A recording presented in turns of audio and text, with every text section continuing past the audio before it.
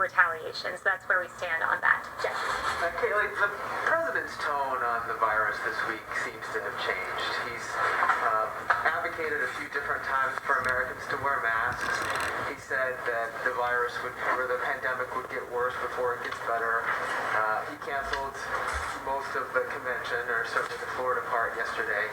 All of these things were bad 2 months ago, even longer than that, and the science on masking has been clear for several months. What changed this week? Why did his tone change? There has been no change. The president said on March 31st, before there was even a recommended but not required guidance given by the CDC on mask wearing, the president already said, if you want to wear a mask, wear a mask. It doesn't harm anyone. And that was when our scientists some of them were saying, don't wear masks. So the president has been consistent on this. He wore a mask back at the Ford facility.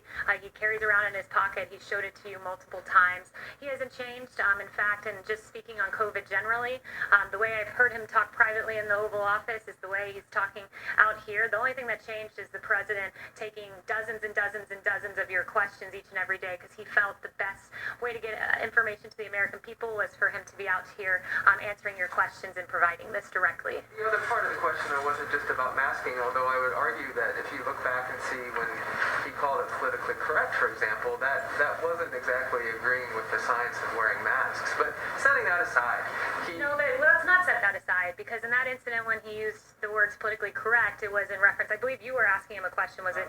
And you were standing outside and you'd been tested and you were wearing a mask and he couldn't hear your question, so he asked for you momentarily to pull down the mask. So that was the specific context, and context does matter here.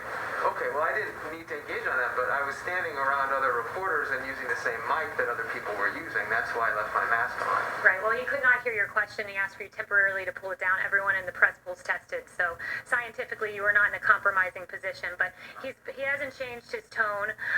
But this president, the reason he wants to bring back these briefings is to get information out there. Like, we've done 52.9 million tests nationwide, 187 emergency use authorizations for test manufacturing, 20 million swabs per month, use the DPA over 20 times. All of these great successes of this administration, like distributing 31,000 cases of remdesivir, enough to treat nearly 200,000 patients. None of this is getting covered. And you've got the best messenger, the duly elected president of the United States, talking directly to the American people and getting extraordinary ratings as they tune in to get information from their leader. My question wasn't about that last piece. I just want to clarify one thing, Kayleigh. Okay, John no longer has a question. Anyone else? I just want to clarify. I don't want to talk over it. If you don't mind, Jeff, maybe we can come back to you. I would like to finish my question. Everyone in the front rows get 5 questions, people in the back row don't even get the opportunity to ask questions. You're not answering the question. I want to ask about the Senate Defense Authorization Bill, which passed by a veto-proof majority yesterday, and the House earlier this week also passed their version of the defense bill, also by a veto-proof majority. And both of those bills contain mandates that the Pentagon rename these military bases, which are named in honor of Confederate generals.